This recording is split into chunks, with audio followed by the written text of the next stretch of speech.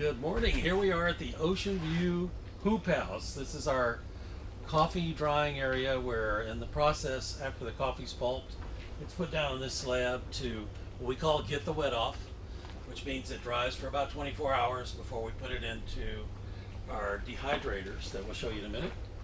And about 2 weeks ago, I always say we work with Mother Nature and sometimes she gets a little overzealous.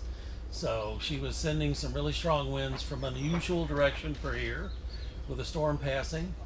And as you can see, it collapsed the hoop house on, that's actually the west end. And then subsequently ripped the plastic since the hoop house was down, there was nothing to support it. So our plan is to rebuild this in a similar method, but actually a better way than we did the first time. This house has been up about 6 years, which isn't particularly a bad life for a hoop house of this design. So what I'm going to do today is I'm going to give you kind of a brief introduction of how we build the house, and then later I'll give you some comparisons to what buying a kit cost, and the shipping to get it to Hawaii, and then how we're able to do this on a do-it-yourself method that will replicate that same thing for a lot lower cost. Okay, so what I want to do is start by telling you kind of what we did before. We take these pipes, which come in 11-foot lengths, and then they have a tapered end at one end where it slides one pipe inside the other one, and we take them, it comes in a straight pipe, and then we bend them in minuscule little segments. We bend a little bit of each time until the pipe forms an arch, and we connect those arches together and hook them into the ground, and that's the structure of our hoop house. So in the new plan, what we did in this one was we did the arch, and we didn't support it, I don't think, as much as we will in this next one.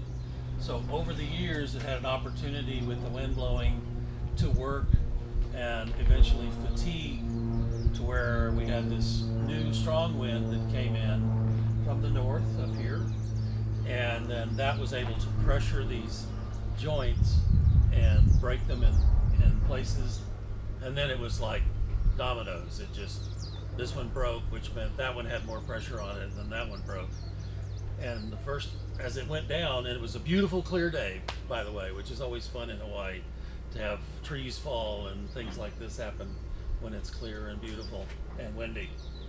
Okay, so in the new plan, we're going to do that same thing. We're going to bend these bars to where they form a relatively uniform arch. And then if you see on this one, we have them cross-braced with wire, and that kept the house from flexing end to end. We're going to add now, in this iteration, we'll add a wire brace like that from here up to the center point that will give it rigidity. When you add that third leg of the wire, it actually makes this one solid piece for all intent and purposes. So it'll stop the swaying back and forth. And then periodically we'll also do one that goes from this third support down to the ground, which will also create additional strength in that direction.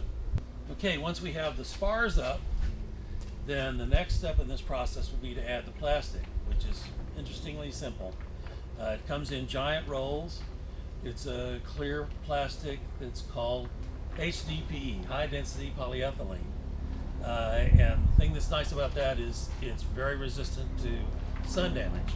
We have lots of sun damage here, lots of UV rays, and so you want to have a plastic that can withstand that and not start to deteriorate. So you start on one end, it comes in a huge roll, 150 feet long, and you cut off the length that you need, and then you start on one end and you throw it up and you cross the bars with all of the thing in the middle until you get to the end, and then you start pulling out the sides, and it comes down like an umbrella. It just fills in the two sides, and then they're attached on the ends. We use a method where we take a strip of wood and we sandwich the plastic in between two strips of wood. So we have the frame that's there, and then we put a second one on the outside, and we put that all the way around the end, and then all the way down the sides we do that same process where we put strips, put the plastic in the middle, and then we get it to where it's really nice and tight. And then with all the supports, which will be done beforehand, that hopefully will last another 10 or 12 years.